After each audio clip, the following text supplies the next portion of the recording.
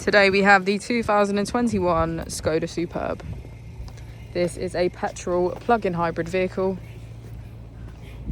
It has done just over 57,000 miles with an automatic transmission.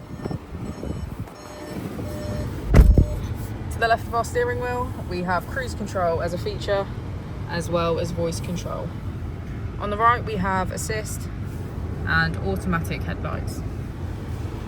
Moving on to our screen, we can access SmartLink, assistance, e-manager, navigation and smartphone integration. If we put the vehicle into reverse, we can see that it has park distance control, front and rear parking sensors. Just below we have our dual zone climate control with heated seats on either side. Just below we have our sport mode, E-mode, and then our normal mode button where we can switch between our 5 different driving modes.